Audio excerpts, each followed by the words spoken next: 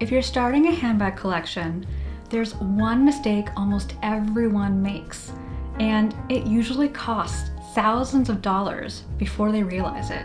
Most people start with the bag, but if I were starting my handbag collection from zero today, I wouldn't start with bags at all.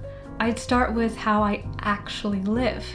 Today I want to walk through the exact approach I would take if I had to rebuild a handbag collection from scratch using everything I've learned over the years as a collector and someone who studies luxury fashion pretty closely. When I bought my first designer bag, I didn't think about categories or lifestyle or longevity. I just thought, I love it and I want it. And honestly, that's how many of us fall in love with handbags. It starts emotionally. You see something beautiful, you imagine how it would feel to carry it, and suddenly you're completely convinced it belongs in your life. But over time, your relationship with fashion evolves. You stop asking, what do I want right now? And you start asking, what actually belongs in my life? And that shift changes everything about how you build a collection.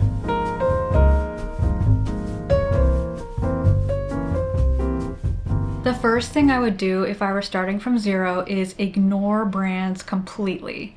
Instead, I would ask, what does my life actually look like?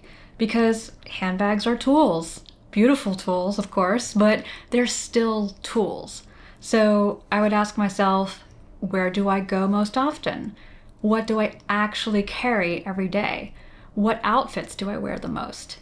If most of your life happens between work, cafes, and errands, your needs are very different from someone who mostly goes to events or dinners. One of the biggest traps in fashion is buying for your fantasy life instead of your real life. But the most satisfying handbag collections are built around how you actually move through the world.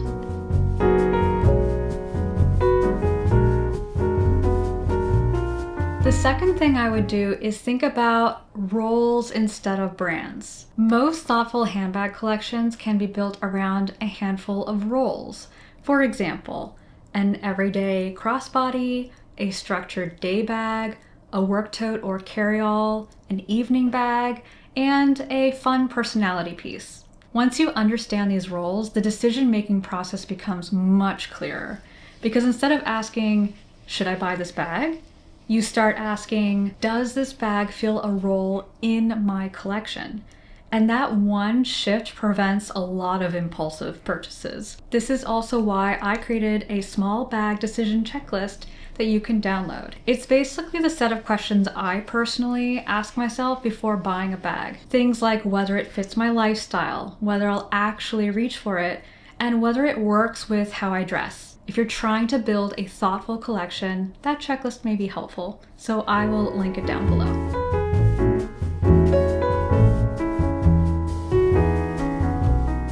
If I were starting a collection from zero today, the first bags I would buy would almost certainly be neutral. Black, chocolate brown, camel, deep navy, taupe. Not because colorful bags aren't beautiful, but because neutral bags do the most work in your wardrobe. They kind of just blend into your outfits and they work across seasons and they make getting dressed so much easier. Bold personality pieces can absolutely come later, but a strong foundation usually starts with versatility.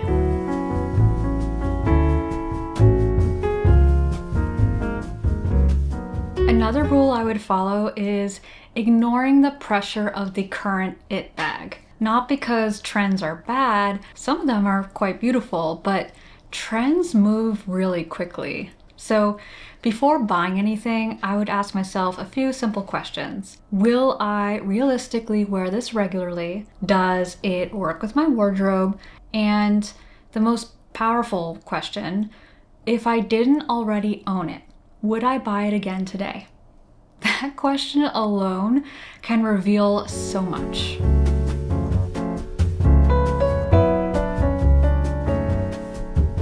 If I were starting today, vintage would absolutely be part of my strategy for a few reasons. First, craftsmanship. Second, design longevity. If a handbag has looked beautiful for 20 or 30 years, that's usually a good sign that the design has real staying power. And third, value. Vintage often allows you to access these iconic designs without paying modern retail prices. But more than that, vintage pieces tend to have character. They feel like they've lived a life before you, and I personally love that.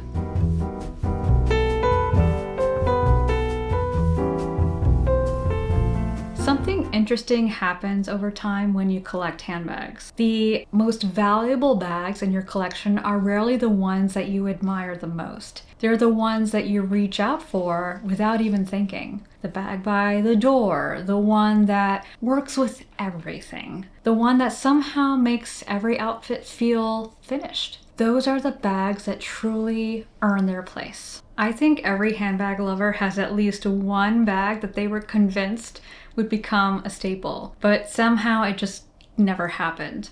Maybe it looked perfect in the boutique, maybe everyone on Instagram had it, but in real life it just didn't quite work.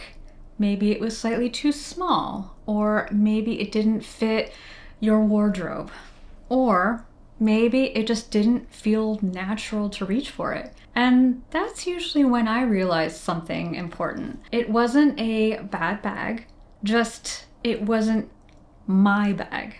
That realization is actually a big part of becoming a more thoughtful collector. At the end of the day, a handbag collection shouldn't reflect trends. It should reflect your life, your routines, your taste, your way of getting dressed. Because a good handbag collection isn't about owning many bags, it's about understanding why each one is there.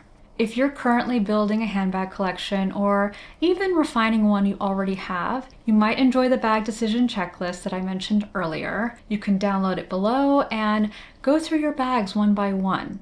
And I'm curious, if you were starting your handbag collection today from zero, what would be your first bag to buy?